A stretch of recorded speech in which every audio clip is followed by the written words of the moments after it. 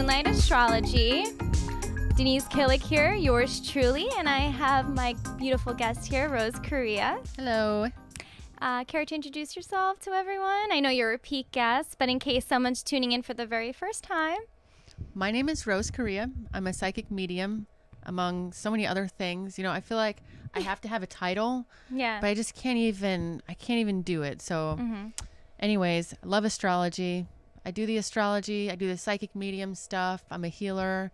And you can always find me on my Facebook page, True Potentials. And that would be facebook.com/potentialswithrose. Yes, perfect. And we'll have that info at the end of the show as well. So today is a special day because we're going to be doing live readings on air. Astrology, we could be using tarot cards, anything along the lines. We'll even do dream interpretation. So we're going to probably kick off the show talking about the full moon that's coming up, a couple of astrology aspects to look into. And while we talk about that, you guys are more than welcome to comment on Facebook, Instagram. You guys are more than welcome to ask questions. If you want us to pull up your birth chart, just give us your information. We need the date, the year, the location, and the time of birth if you have it. If you don't have it, just let us know and we'll try our best.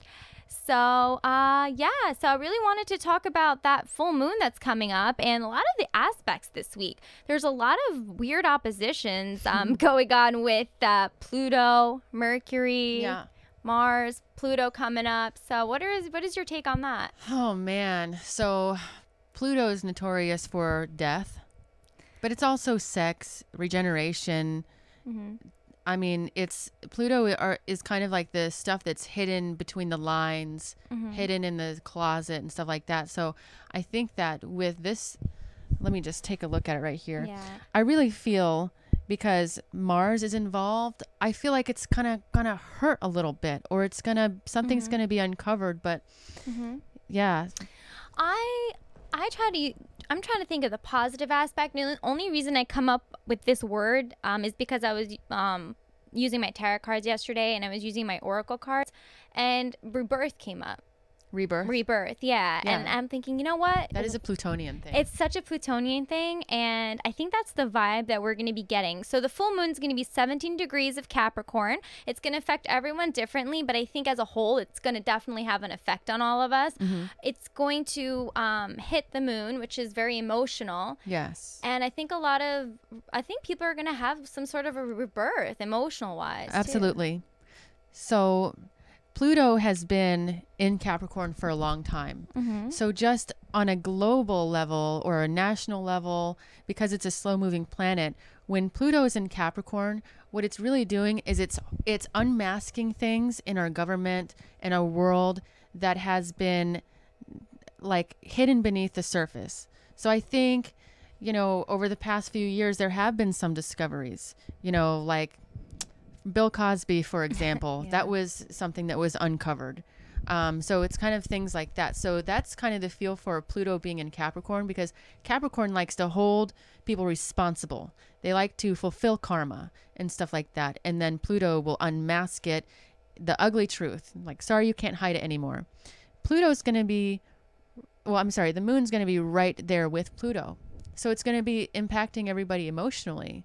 Whatever we're supposed to be being held responsible for that we haven't owned up to yet is going to come to the surface. So I recommend for everybody, which I do this all the time, is to dive deep inside of yourself. This is the time to do it.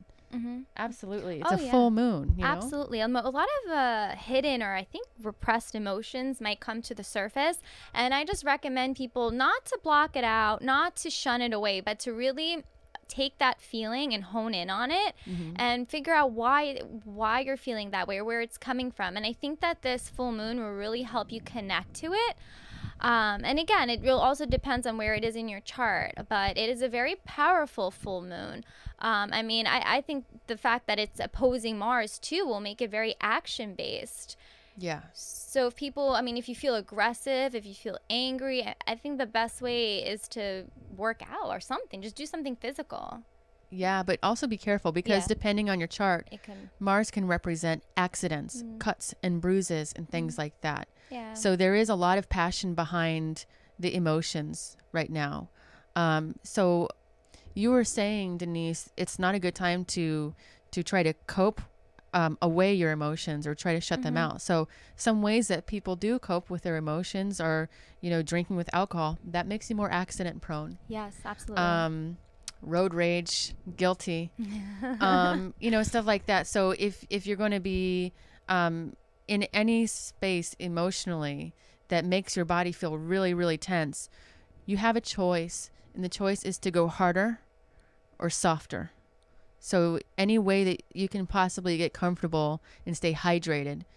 Me personally, I think that's the best recommendation I could give, is to stay hydrated, because the more hydrated you are, the more you're able to relax, and the more receptive you are to your own energy and everybody else's too, because everybody's going to be feeling it. Oh, absolutely. I believe it. And, listen, if you don't have to be confrontational, just don't be. It's not the time for that. I think it's a time to really reflect on yourself in this full moon, especially. And we were talking about how it could even affect us on a mundane level, on a national level, government level. So the thing is, because the opposition are really between 4 different planets. So you have the moon conjunct Pluto, which means that the moon is it's together with Pluto, so it's merging with Pluto, right so next to it. Right. So you said moon represents emotions, Pluto represents death. Well, I wouldn't say death, but like rebirth, or it could rebirth. Death and rebirth. I mean, you can't really be reborn unless something fades away a little bit. You know? Yeah.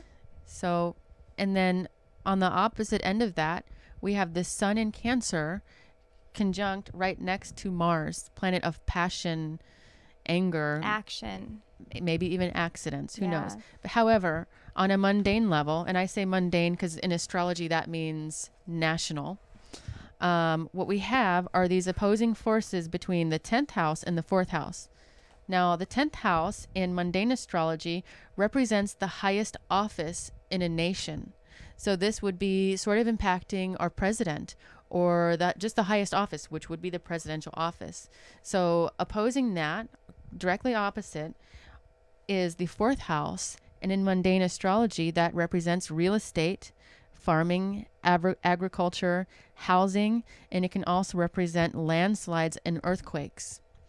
So there is a high potential that there could be some kind of natural disaster where the president will have to speak on it, or something related to housing or real estate, something that impacts some kind of structure that feels like home, which would be something like, real estate and housing.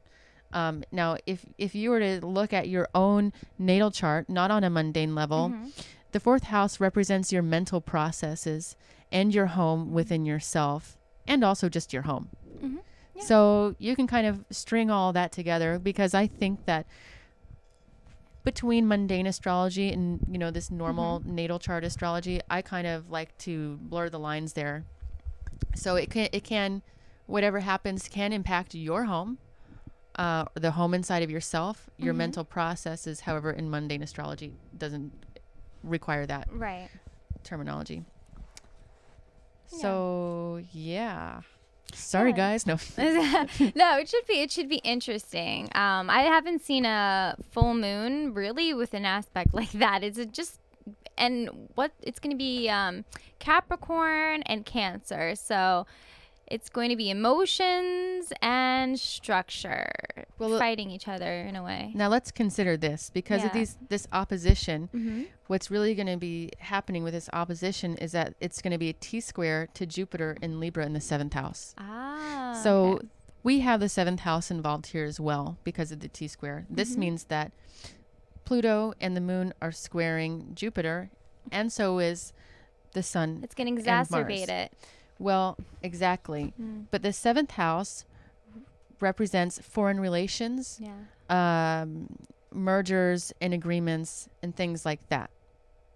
So, foreign relations. So we have... It's going to involve another country. We have real estate, housing. We have death and regeneration and a lot of action here. We have the highest office of the nation. And we also have the 7th house, which represents other people. Now, if this wasn't mundane astrology, the 7th house would just mean other people in general, other people. So here again, because I'm a Pisces, I like to blur the lines. I like to go back and forth and say, screw it, you know? So it could just impact people in general. Yeah, it could be. And Jupiter also expands on things. Jupiter totally expands. It's a good planet to have. Yeah. But because it's so benevolent, you know. However, with the way everything is aspecting and the other planets involved, it's going to be bigger. So Jupiter takes everything and, like you said, exacerbates. I would say, because I never use that word. It's going to expand, and it's going to exaggerate. Yeah, whatever makes it bigger aspect it's on. It could be good or bad, but it just exaggerates it. This is a big freaking deal, you guys. Yeah. Now, however, if this was your own natal chart, this might not be happening in your 10th house, might not be happening in your 4th house or 7th house. So it's really important, if you want to kind of see what's going to happen, to contact an astrologer. So that would be me or Denise. Exactly. We can see how it'll affect you on a personal level. Along with the other transits that go on, along with the other new moons or full moons that go on, we're able to create a report that pretty much tells us what effects what you'll be encountering throughout the year. We can do that on a month-to-month basis.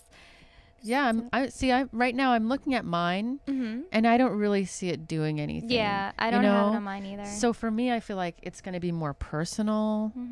But also the Jupiter will be on my south node.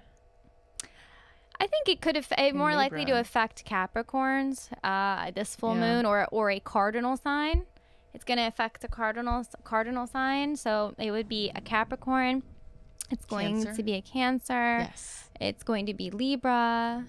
Yeah, it's going to be any of those. You know, I think that many of those signs might be affected, and Aries, can't forget that. So any of those 4 signs could probably be affected by that full moon. Just depends, again, on your natal chart. That's why we would love for people to offer up their birth information. Yeah. So we can pull it up right now. We can tell you how the full moon will affect you. Like, what's going to happen to you on this weekend. Yeah, what areas of life is this going to be impacting? Yeah. It's always good to know a little bit ahead of time, just so you can mentally prepare. Exactly. So actually, one of my good friends, oh, okay, great. So I'm going to do my friend Leslie first. Then we have Joe R. Dan, who would also like to know. He's a Taurus. Oh, that's a girl. Oh, okay. Her name is Jordan. Oh, Jordan. She's very crafty with her name. Oh, cool. I love the way that she did that. Okay, so I have the program here that I'm going to pull up. So 1 second. Let me go ahead and do that. And so let me pull up Astro. Let's see. All right. I think I have her info on here. So, so the full moon is on July 9th. And, you know, they say that with the full moon, people are affected by that for maybe like a week or something afterward. Is that right? And if it's an eclipse, it's like 6 months. Up to 6 months. Okay. Let me try to get this going here. But you know what? Let me add a new person to this. So, Leslie, what time were you born again? I don't have it on here. Can you just type it in the comments on Facebook? I think it was 9 something, right? I just forget the time. Okay, great.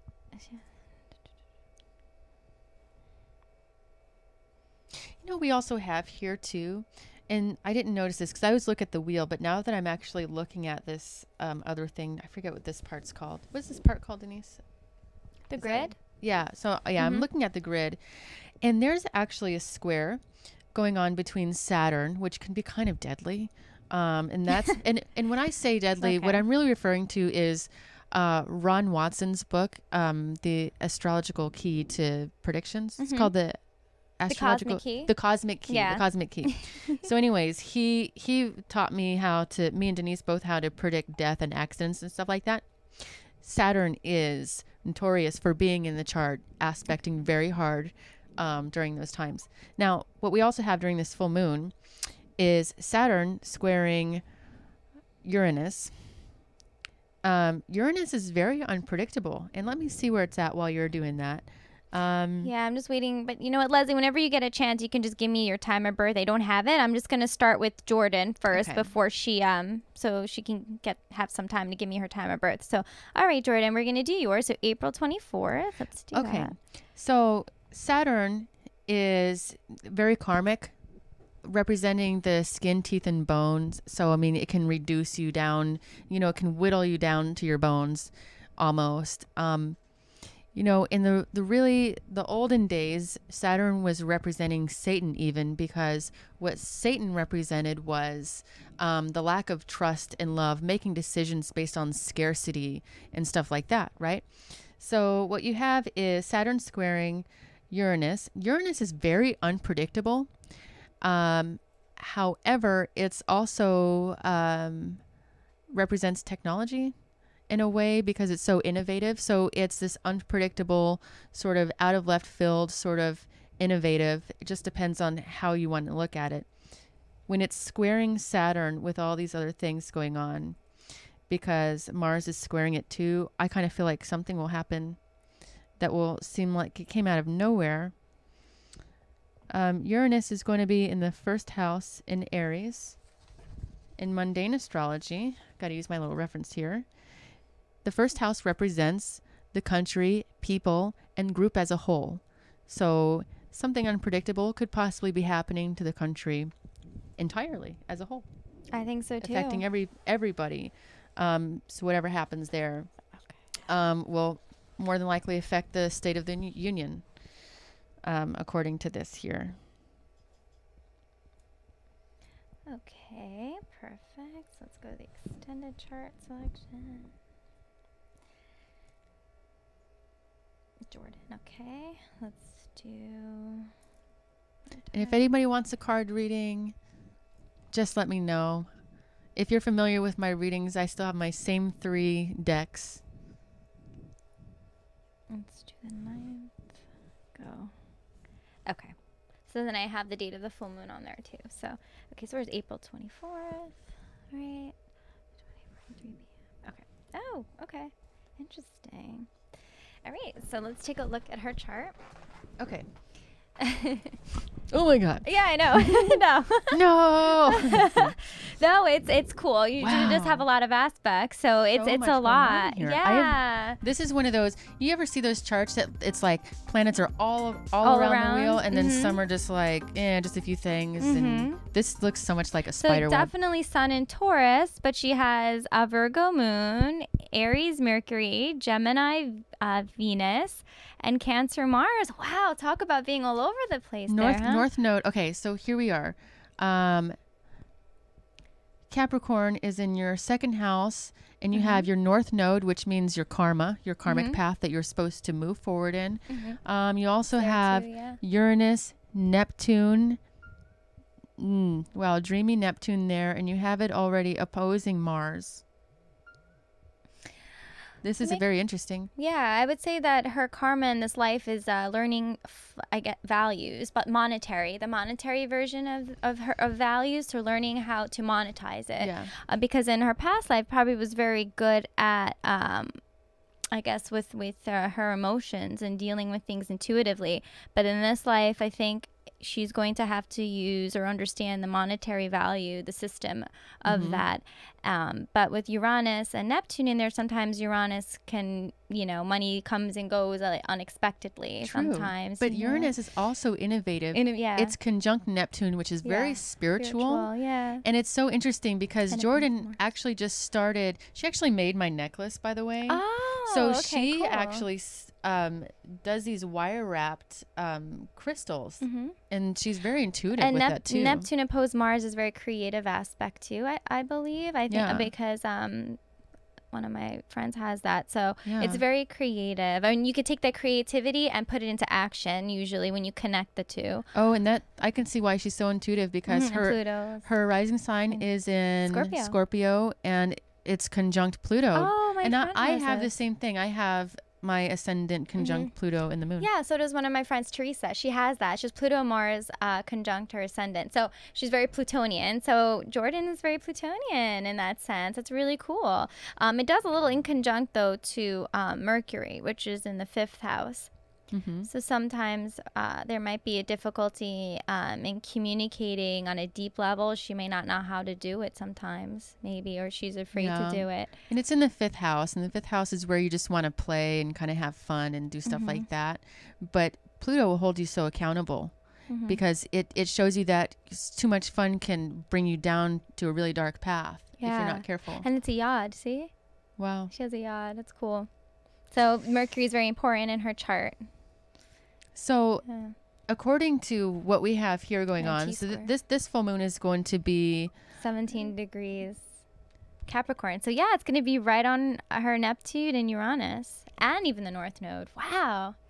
This is going to definitely impact your energy because you already have a concentrated area here where this moon is going to hit. So you might find yourself really dreamy and also kind of going over how you hold yourself responsible, what you want to be responsible for, what you don't want to be responsible for, kind of what you value as well, because it falls in your 2nd house. So you're going to be looking at all of that. And it's going to be obviously opposing the sun in Cancer. Yeah. And with Mars there too. You already have Mars there. So I feel like with your passions, you're already going to feel kind of comfortable because Mars is going to be right around where you already have Mars in your natal chart. Yeah. Something financial too. There's something that I don't know if she's working on, but they might be I think that she might be involved with other people, or she's going to something with money. So I think that this full moon might. Other people's money. Yeah. 8th house is other people's money. Yeah. Yeah, it could be that more business or whatever it is that she does. She can be using her creativity more. And the sun is there highlighting all of that too. So I feel like it's a great time to reflect, but yet go for what you're passionate about, what you're sure you're passionate about. Yeah, and definitely get in tune with your values, with your structure, with that part of your life. Try to figure that out. Try to get yourself. It's a security too. It has to do with emotional security as well because it's opposed to the 8th house. So whatever it is, you may not feel emotionally secure. You're working towards something to help you become emotionally secure. This full moon will light it up. So your natal moon's actually coming down and bringing a soft aspect to this too. Yeah. So I think that she's going to be okay. Yeah, just use your intuition, use your creativity, whatever it is that you do that allows you to be creative. I would definitely hone in on that to help you learn about your values and create money out of that. And she's already making this really fabulous jewelry. Yeah. She actually, so that shell I showed you, she like dove into the ocean to get it. So oh my God, that's amazing. Yeah, it truly is. Oh, how cool. You have a really cool chart, Jordan. We wish you well. And yeah, this full moon's going to be great for you. All right, so let's see who's next. Okay, so I could do, I think Leslie. Yeah, Leslie gave me her time, so let's do that now. Okay. It's going to be very interesting. Definitely a very karmic thing, a very karmic moon. Yeah, it is very karmic. So whatever happens is actually really meant to be. It's your path. It's what's supposed to happen in your life. I just dropped my phone. You did. My bad. It did this. it always turns off every time I drop it. Oh, okay. Wow. Yeah, I know. All right.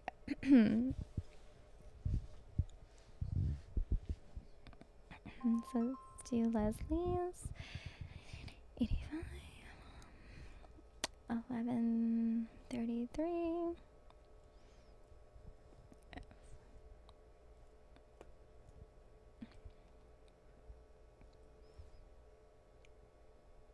So yeah, it's going to be interesting because Pluto really does what it's saying here. Somebody else's notes saying that the intensity of Pluto transforms through destruction and then renewal. So if you think about the phoenix, how it dies in the flames and then it rises again from the ashes, that's totally how it's going to feel for a lot of people. And in mundane astrology too. So, and if you guys, the full moon is on the 9th. So let's say the 9th comes around, the full moon happens and everybody goes, oh, nothing happened. just give it about a week or two, because it's not so much that things happen on the full moon. It's just the full moon is setting the energies up for what's going to happen. Yeah, almost. absolutely. So, okay. So this is Leslie's chart here. Okay. So let's take a look. Is anything in Capricorn? Nope. She bypasses that, bypasses the full moon. But if there's anything you'd like to say about her, something enlightening. Libra. Libra's in the 5th house. And then there is Capricorn in the 8th and 9th house. Yeah, it might highlight that, maybe, you know, might highlight. Yeah, I mean, the thing is, you don't really have a lot of planets in these houses. Well, it's the same. Where's her moon? Well, maybe the 6th house. Yeah. There's not many planets there, so probably it won't really affect her too much, this full moon, I don't think. But it definitely tells you where in your chart, or like what this energy is going to impact. Yeah, so it's highlighting her 8th house, so other people's money. It could be also impacting a little bit of her 9th, but I think it's mostly the 8th. So the 8th and her 2nd house. Yeah. So that's interesting, but her focus is on it's funny. Focus could be on using her intuition to understand her values rather than using structure and monetary value. So it's more intuition based, I guess, because it's going to highlight Cancer, which is in her 2nd house, which is interesting. And then it's going to oppose the moon, which is in her 8th, but it's Cancer. So it could be structure, something externally. Or someone else providing structure to her. That's interesting, though. That's like vice versa. It's still transformational. Yeah. Because, like, let's say if we did the transiting, like the transiting moon, I'm sure it squares something down here. Well, yeah. Like Pluto. Yeah, or the sun, too, and Mars. So sun is Does it make any aspects? 17 degrees here. Not so much. 17 degrees. I think all this stuff is just affecting my electronics. Yeah. Well, you know what? It's pretty good that it's cool. Venus is going to conjunct her ascendant. So you're going to feel quite beautiful. Well, that can bring you money week. too. Yeah. That can bring you money because Venus adds beauty and money in material stuff. I remember the first photo shoot I ever had of Venus conjunct my ascendant.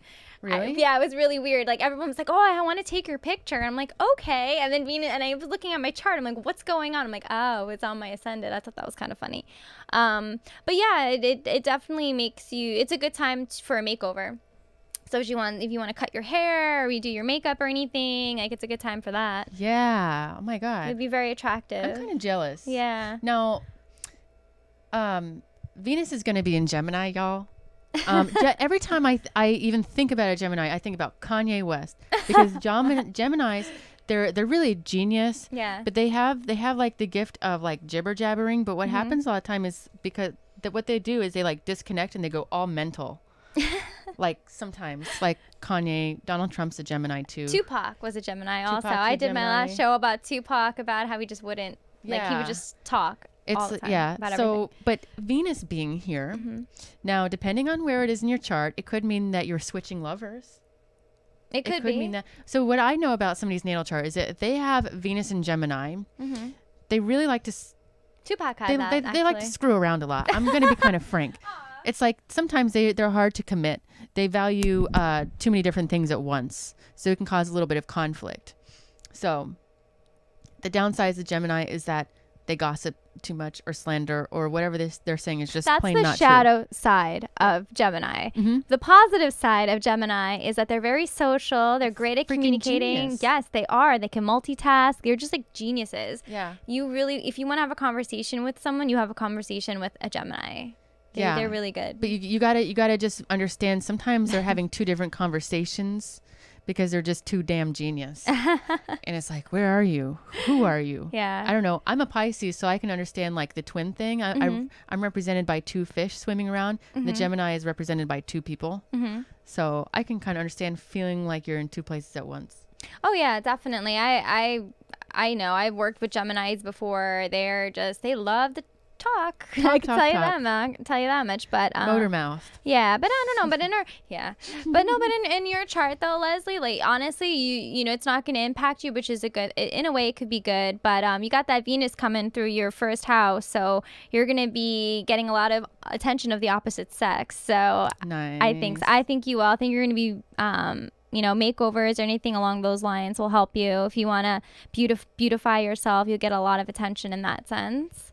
Now, on a mundane level, Gemini is going to be in the third house. I'm sorry, not Gemini. Venus is going to be in the third house in Gemini. Now, we all know that Venus adds beauty and possibly money. The third house in mundane astrology represents transportation, the mail, post office, internet, stuff like that. So that's really interesting. I'm not super used to mundane astrology to connect those dots there, but I'm sure that's good. Maybe on the global level, the internet or whatever they're doing, they're trying to improve the internet. Yeah, or maybe whatever happens. Technology. Whatever happens, people will be expressing their love to each other through the internet. Oh, that would be nice. Something supportive. I would love to see that. Okay, so let's do Katie Kilpatrick. Do you know who that is? Katie Kilpatrick? Yeah. Okay, so let's do her. Katie is like this really super, hope you don't mind, Katie. I'm going to brag about you. She's like this really super intuitive, I want to say psychic, although she hasn't quite worked so much yet. You know, she just started really realizing how freaking gifted she is. But yeah. She can pretty much tell if somebody can die. Oh my God. Whoa. Yeah. That's amazing. That's intense, but that's amazing. Yeah. Well, if she can help everyone with that, I think that's a wonderful gift, you know? Yeah. You can only... It's like, oh, Denise, you're dying. I'm so sorry. I'll take it to Starbucks. So. Oh God. Yeah, here's a frappuccino on me.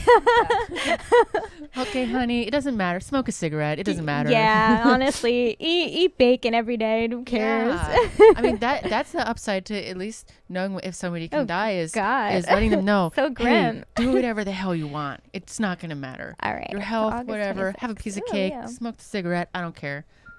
All right. I'm awesome. All right, let's do this. 826. And then I don't know how to say your name, Amezawa Shah. I'll give you a card reading while you're looking that up. He wants a card reading. Oh, his name is okay. Amezawa. You're gonna have to help me with that later on. Okay, so I'm gonna go ahead and give you a card reading. So I'm just gonna set the mic down real quick.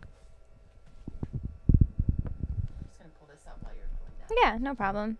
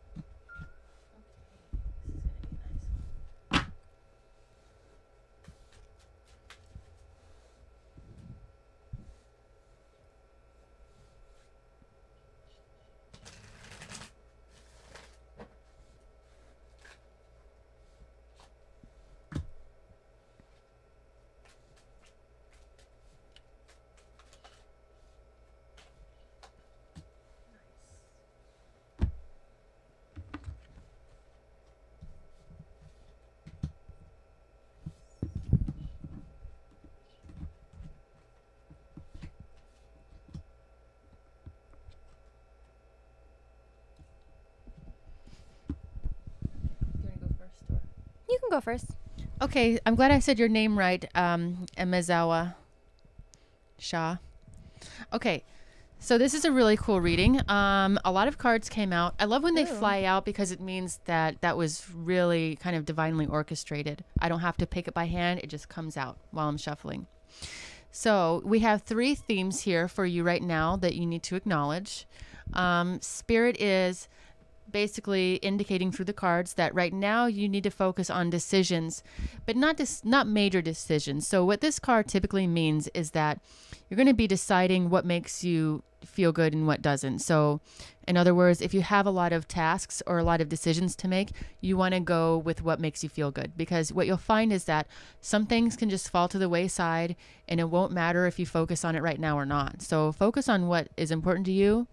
I know that you're really already good at that. You're an amazing healer. So there's one level to that: decisions. Go with what is important to you deep down, and you're good at connecting to yourself. So just trust that. And then another theme here is invention. This means that you're going to invent a way to do something or go about something that works for you in general.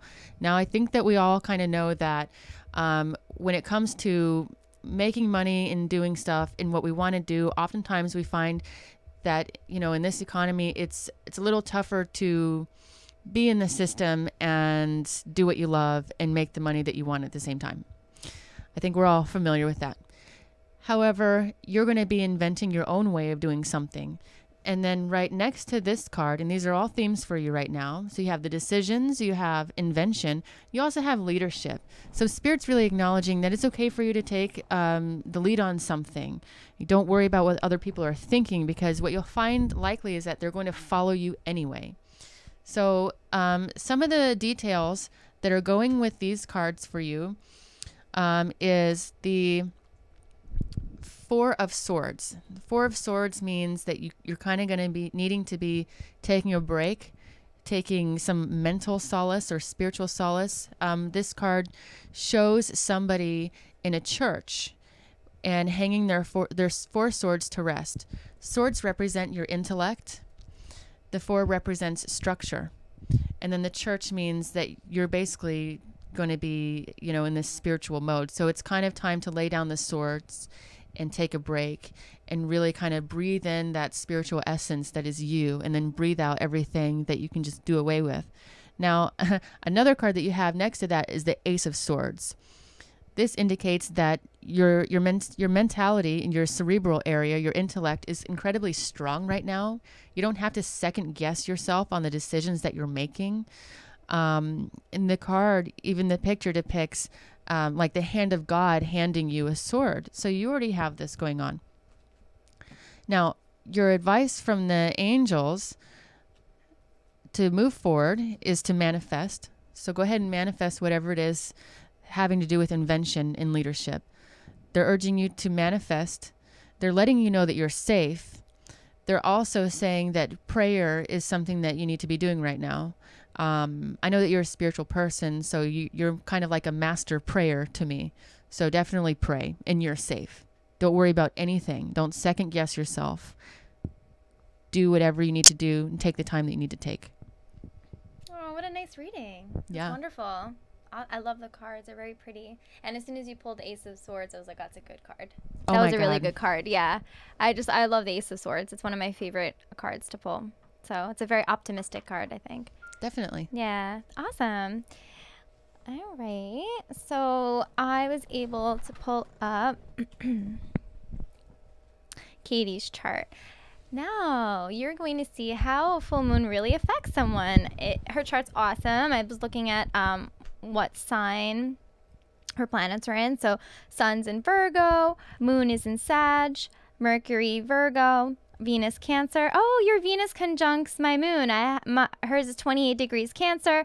My moon is 27 degrees Cancer. So we can be very loving to one another. Oh, it's very sweet. Mars is 9 degrees Libra. So it's pretty cool diversity there. But look at this. So her rising is Cancer, but it's 19 degrees. Mm-hmm. And her descendant is 19 degrees Capricorn. So that full moon's going to be right here, right opposing her descendant. So relationships and self are going to be illuminated during this full moon. Definitely. Yeah. In the sixth house, to me, it represents sort of like those people you meet in the workplace. Mm-hmm. What does it mean to you, the sixth house? It is. I consider it more seventh house because it's a couple of degrees away from the descendant. So I would say only 3 degrees. I consider it more relationship based. Yeah. It could be work too. It could be relationship based work, it could be colleagues. It's but on the cusp there, so it can be kind of both. Yeah, it could be both. Absolutely. It's just relationships with other people. But you see how Neptune and Uranus are here. It's a generational aspect. So remember how your other friend Jordan had that conjunction too? So it's generational. So again, it have a very dreamy aspect to it. That she, you know, I think maybe relationships are on her mind. Probably wanting to, I don't know. I don't know if it has to do with endings, but I just know that relationships are just a key thought. And it's going to be transformed with Pluto conjunct the moon right there. She's going to take action. This is going to be affecting you a lot, Katie. Yeah. This is going to be kind of changing you as a person. Yeah. So she's, whatever it is, it's going to cause her to take action for herself, but it's also going to affect her relationships with other people. This is very interesting. Yeah. I remember I gave Katie astrology forecast a few months ago, and I was like, your career is going to change, all this stuff is, and then like everything changed. Yeah, it's still changing. It's cardinal. Look how cardinal signs are they're very changing. Well, cardinal, they begin stuff and then they move forward. So it's going to be like the renewal process. So I feel like you already went through the death process, and now it's like the reality sits in. It's like, okay, I have to decide. Almost. Oh yeah, absolutely. You have the sun. Wow. The sun illuminates wherever it is. So the sun is illuminating your ascendant, which is like it's a huge part of your personality and your being. Yeah. And then her Venus is going to hit her south node eventually. Like, I don't know, maybe in a couple of days. So it could be very karmic. If people from your past lives that you've known before, past loves maybe. Ooh. That might come back into your life. Uh-oh. Through friends, through gatherings. I don't know. It's what I see. It's very interesting because it has something to do with relating to other people. Yep. So, the 11th house is, to me, it represents humanity at large. Yeah. So your hopes and dreams. Or groups. Friends. Yeah. It's very interesting. And then South Node Trans. Wow, this is a cool chart. I like looking at it. Oh, and she has her Jupiter return too. Oh, wow. Very, very lucky. Very good. It's a good year for you, Katie. Very good year. Yes. Yeah. It's a life-changing year. So Jupiter moved into Libra last year. You probably remember it. Maybe you noticed a change since then. It was like it's August is when Jupiter switches. August or September? I remember last year it changed, and October-ish. I think around that time, yes, September, October. You're right. So it's gonna be there until around October. So whatever you really want to dream up and plan big for, you have till October. So just pedal to the metal, baby. Go for it. And they say that sometimes during your Jupiter return, you do meet the love of your life. I remember my Jupiter return, and that was such a huge growing period. Like anything I wanted, I went for it and I got it immediately. Yeah, it's wonderful. I did, yeah. Very, very good chart. Beautiful, very transformational. This is going to be a wonderful, wonderful transformation for you. So whatever it is that you're doing, keep doing it. Don't be afraid of doing it. You know, if you have to end certain relationships with people and you're questioning it, just go with your gut, go with what's right. Whatever you do, you know, just don't question it. It's for your greater good. Yeah. That was a good one. Yeah. It was a very nice one. My phone's dead. Oh, it is. Oh, gosh. Yeah. You have everybody there. Right? Yeah, I do. Okay. Sweet. Okay, so let's take a look here. Let me just see if anybody on Instagram posted. Oops. I'm going to trip and fall on myself. Okay. Let's take a look here. Oh, someone said Saturn is not squaring your... Well, maybe not exact. Okay. Saturn's not squaring what? Saturn is not squaring Uranus right now. No, it's not. That's going to be on the 9th. And it could be a wide orb. I'll double check that. Okay, so all right, so we have someone on Instagram, Becky Rose, that would like us to pull up her chart. So I can do it. July 9th. Do you mind just making a note of it? There it is. Here's your pen. Okay. Well, Becky Rose, if you're still watching, I hope you are on Instagram. Sorry, we took a long time to get here. July 9th, 1992. Kings Point, Brooklyn, I think. Kings Point. Okay. Yeah, I think. And then 8:51 a.m. And Teresa, when is your Jupiter return? Oh, I will look into it. Don't you worry. Well, what's her sign? She has Her sun. Scorpio rising. So I don't think not for a while, but okay. So let's do that one. Are you still watching though? Are you still here, Becky Rose? I can't tell. So if you are, write a comment. It looks like there's one. No, it looks like there's. Oh yeah, Instagram's kind of different, huh? Yeah. Because it doesn't save. Yeah. So it doesn't. All right. Well, if you're watching, Becky Rose, just make a comment and then we'll do your chart. I'm just gonna go back on Facebook. Okay. So let's do. I don't know if this person's still watching. Brunalini, Bardekar. Okay. I have no idea what's going on. I just came in, but since everybody's giving their details, August. Okay. All right. Let's try that then. We'll do one more here. Okay. Oh, okay, great. You're still watching. Perfect. So let's do this. August 20th. Does anybody want a card reading while you're doing that? While you're working it? Oh, let me see. Maybe Teresa. Who wants one? Who wants a card reading? Teresa, would you like one? Would you like a card reading? Teresa? Teresa, check Teresa 1, 2. DeMarco, would you like Teresa DeMarco. Teresa, would you like a card reading? We're gonna give you one. All right. Did she reply? No, she hasn't yet. Okay, well I can do one from Facebook. Okay. Let me just because I have to put this info in, so 1 second. Your phone's not okay. Let's do that. Add new person. Okay. Oh, I have to log in. I reached my my max limit on this account. So let me log in from my personal account. All right. Mm-hmm.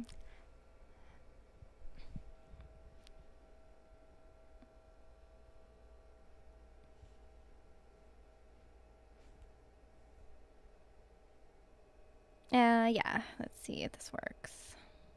So how's your jewelry line going? Oh, well, thank you for asking. I am wearing one of my bracelets. Usually I wear a whole bunch of them, and I was going to wear my labradorite ring, but things happen and I wasn't feeling well this morning and I forgot to put it on. But this is my moonstone, my gray moonstone bracelet. Wow. And I attached a moon to go with it. It's really great for cancers too. I have a Cancer moon, so I think moonstone's really supportive for cancers. That helps us emotionally keep our emotions stable and whatnot. So. And you can see these on Instagram, right? Yeah, you can see it on my Instagram or my Etsy or even on my Facebook. On Etsy, it's Moonlight Jewels Shop. That's plural, jewels. Or you can go on my Instagram. That's Jewelry by Moonlight. But again, I'll have all that underneath the video later on. That's really cool. It feels amazing. Thank you. You're very sweet. How do you like the lapis one that I gave you? I have to make one that actually fits you. Oh yeah. Lapis is not something that I've had, but I definitely, you did bring that to my attention that, if you're a Pisces, you should definitely own a lapis lazuli. Yes, it's a beautiful stone, especially, here we go. Especially with the opalite. I think the opalite definitely emphasizes that, or any course with it. Okay, so let's do, okay, good. This is my chart. Yay. So this is my account. So let's put that person's in there. Did she respond? Teresa, do you want your chart? Do you want Rose to read your cards for you? No? All right, let's do a new person.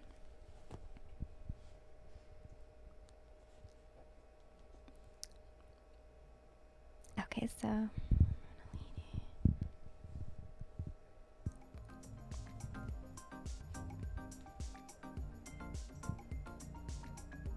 I know, gosh, it's hard. All right, so let's do this. The birthday is August. Can you write it down real quick? Sure. So I just don't forget.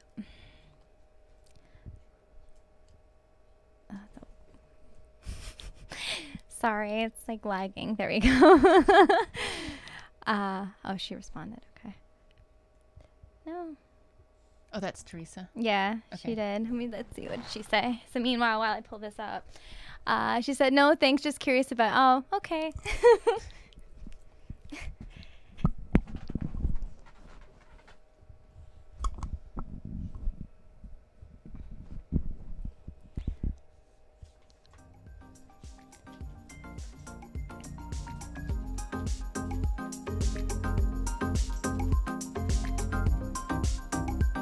Oh, Truman Brown wants a card reading.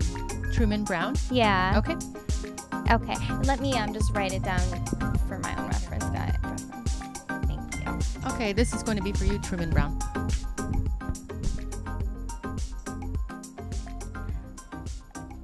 Oh, okay. Truman Brown was born in Turkey, August 15, 1986. But let's do the card reading first for him.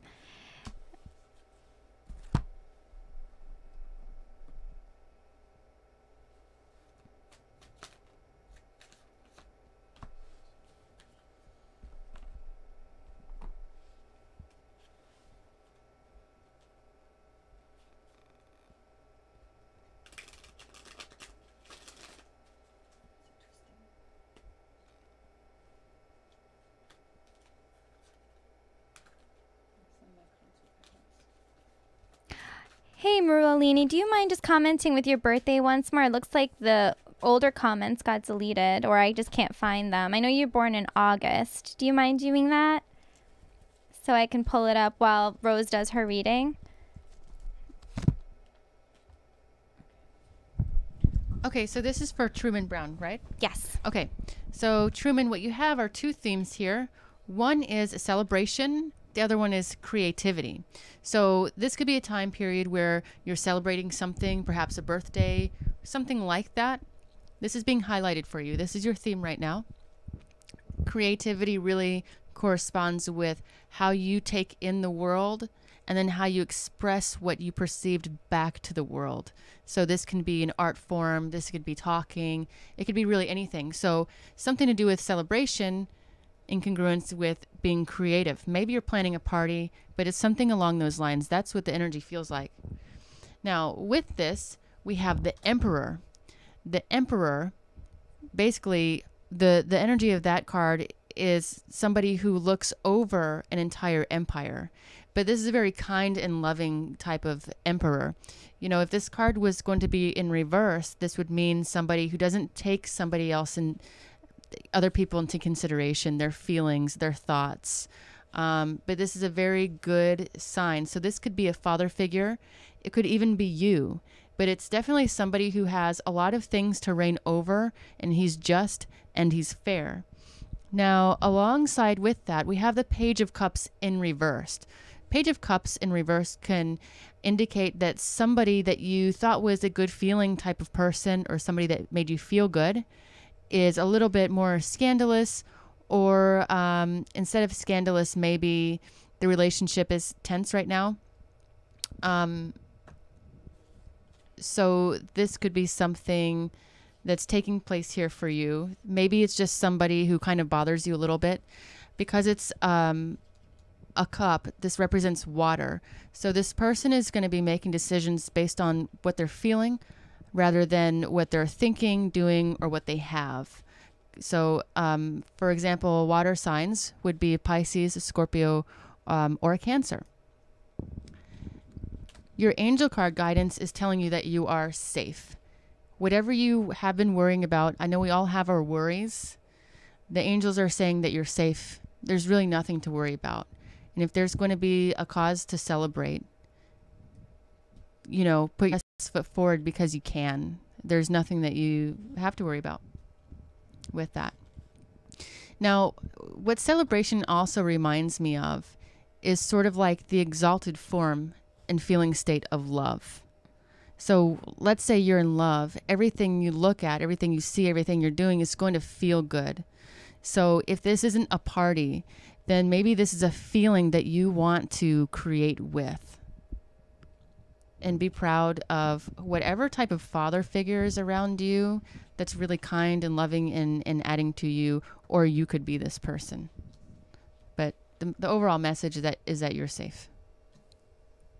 That's wonderful. What a great reading. Someone was saying that the video, I think, was freezing up on and off, but I don't think it is now anymore.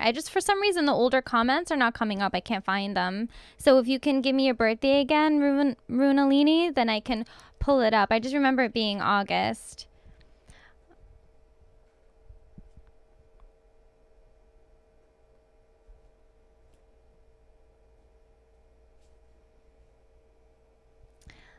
Okay, well, in the meantime, let me just pull up Teresa's chart because I have hers saved here. In my program, T, I have it saved. So, let's see how the moon is affecting her. The full moon. I'm going to pick something from this book to end. Yes, I was thinking that. Love it.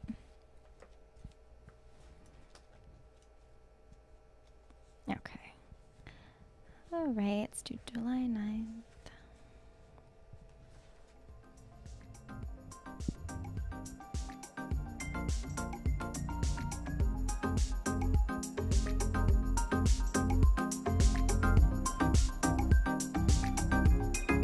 Okay, this is Teresa's chart.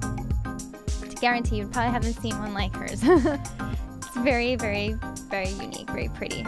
Okay. Oh my gosh. Yeah. Lucky. Oh, yeah. Okay. Nice. Yeah. And comforting. Yeah, but look at that. So, just going through a Saturn return. It's okay, T. You just hang in there. Yeah, me and you both. Yeah. All right. So the full moon is going to be. It's going to be right on her Venus, but in her third house. Of communication. Okay. Yeah. Wow, you might get a love note from someone, Teresa. Someone might write you a love note. Or you might hear something lovingly from someone. I mean, it's somebody close by, not far away, because it's the third house. Could be a sibling. Could be a sibling that writes, that communicates to you very lovingly. It can be a letter of passion, a message of passion, if that case were to happen, just because it's opposing Mars. Yeah, and it's in the third house. Third house, I think, kind of also rules technology too. So you might get something over social media or something. You might, let's see. That's cool. If that's the case. Let's see what reinforces that. Unexpected. 6th house. Venus is transiting her 7th. It's the house of relationships too. Yeah. So relationships are definitely heightened. Yeah. Interesting. And the North Node is conjunct her moon. Transiting 10th house. Well, because it's Pluto, this is something that's been taking place for a long time, but then the moon is conjunct Pluto, so... And it's a full moon. It's highlighted there. It's going to be highlighted. Relationships all the way. I totally agree.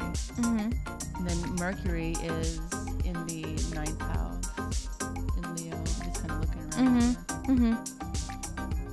The North Node is conjunct your natal moon. It's kind of important. I think it's a little significant. Oh, and it's funny. We're going to be traveling somewhere in 2 weeks, so it makes sense. Like the sun is going into her 9th. Yeah, and that rules travel. Yeah, maybe you'll meet someone traveling, but I really think it's someone close by that's going to reach out to you, like social media or something. Yeah, or if you like somebody, reach out to them. YOLO. Right? Yeah, very cool. Wow. Nice. All right, let me just go back on Facebook one more time. See, because I feel like the connection wasn't so great. Let's go back here. Oh, she wanted to know when her Jupiter return is. Oh, okay. Jupiter, it's in Aries. Oh, it won't be for some time, I don't think. Probably 6 years, maybe? Maybe? Perhaps? I don't know. Okay, so let's go back here.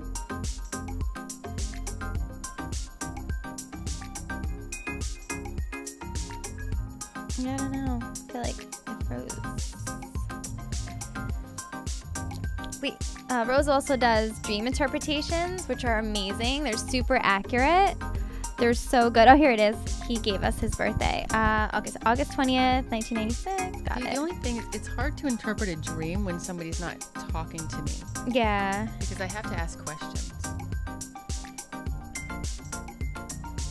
But yeah, if anybody wants a dream interpretation, feel free to message me anytime. It's only $25 and I'll call you via phone and go through it.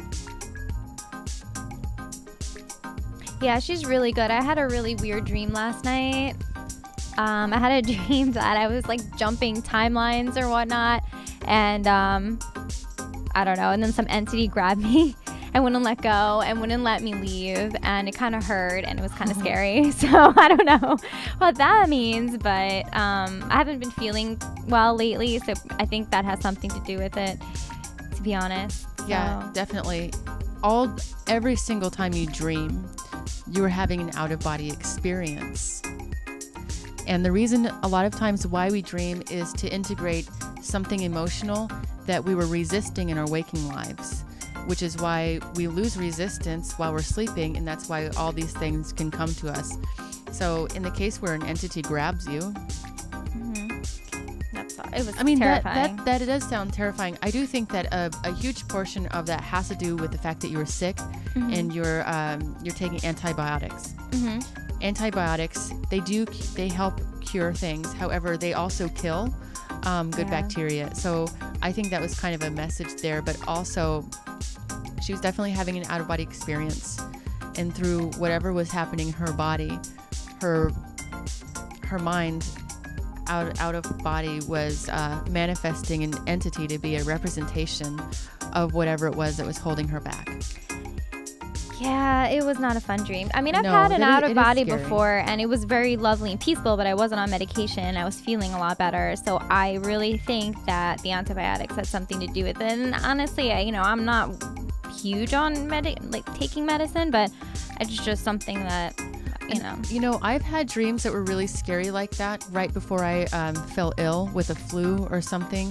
When your body is gearing up its defense mechanisms to fight something, that will come through in dreams as some sort of enemy a lot of times. Now, let's say if you weren't going through something where you were sick and taking antibiotics, an entity would more than likely be an aspect of yourself that is holding yourself back. And in waking life, you're in resistance to even feeling like any part of yourself holds yourself back, because our egos are attached to the idea of being good. So that's a possibility as well. So, whoops, we have his chart here.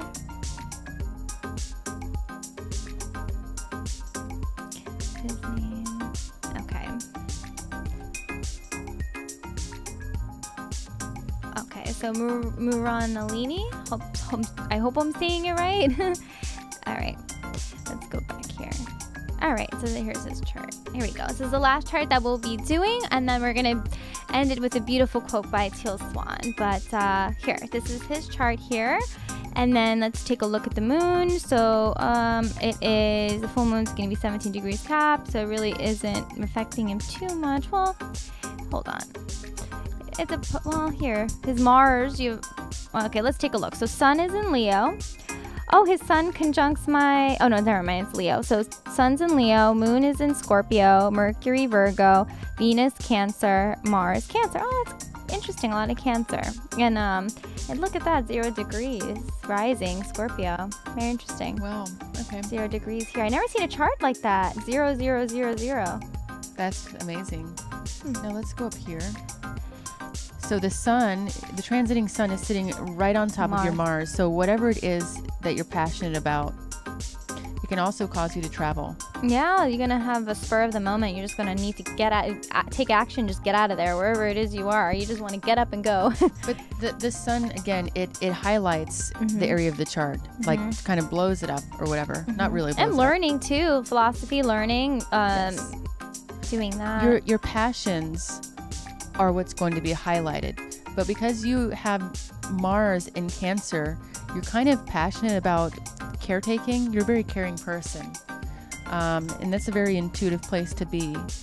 And then higher learning as well, having to do with that. And don't be afraid to express your emotions. I feel like you might, I'm not going to say repress, but you might hold a lot in. You don't need to do that. Don't allow yourself to do that. Be honest with yourself. Be honest with your feelings. It's okay to feel the way you feel.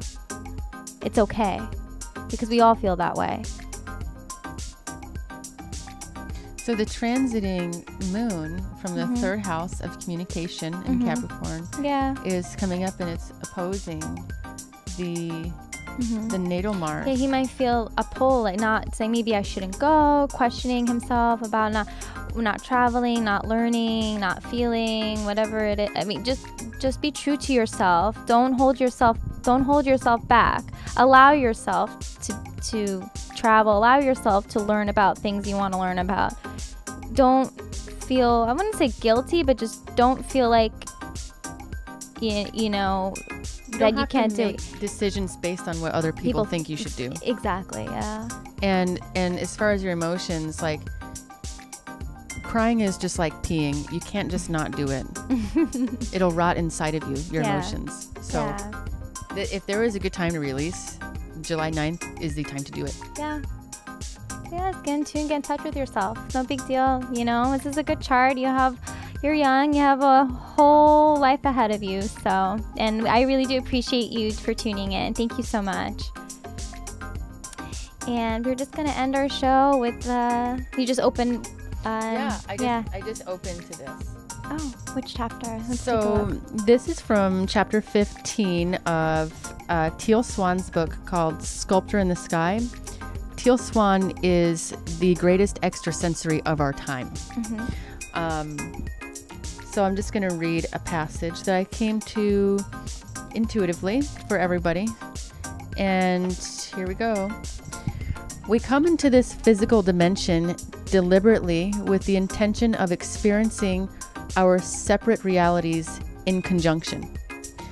This was our intention so we could use one another as catalysts to our own evolution.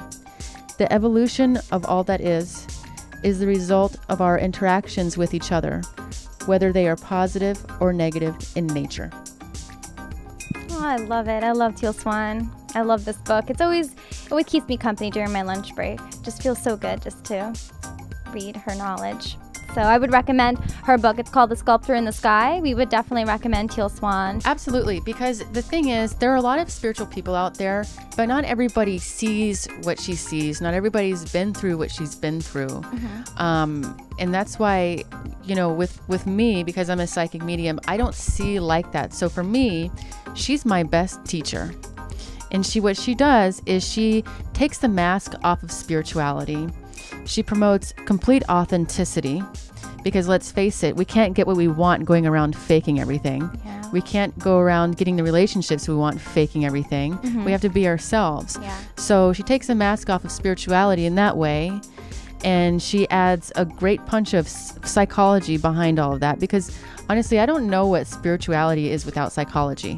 I really don't. It would be useless. They're hand in hand. They go hand in hand. Just like with Carl Jung, when he acknowledged astrology as being legitimate, and he's this great psychologist, kind of like that. It's, you know, those things go hand in hand.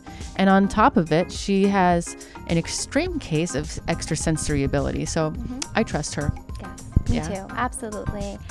So if someone wants to book a service with you, they just need to go to your Facebook? Yeah, facebook.com/potentialswithrose. And I will be there on Facebook. Yes. Waiting and willing. And if someone would like to have their astrology read, a natal chart, or relationship, I do specialize in that as well. You can find me on Facebook as well. And your jewelry too. Yes, I'm just going to get to that. But if you go to Astrology by Moonlight on my Facebook account, so just /Astrology by Moonlight, you can find my account, like me, follow me. You could book a reading. And there's also a link to my jewelry, which is on Etsy. I make beaded bracelets, with intention. I use the crystals and the beads to correlate with the astrology and their message. You can find that at Moonlight Jewels plural shop. Moonlight Jewel Shop on Etsy. So thank you all for watching. Thank you all for participating. It truly means so much to us. And you'll see us next week. Good luck with everything. Bye. Good luck.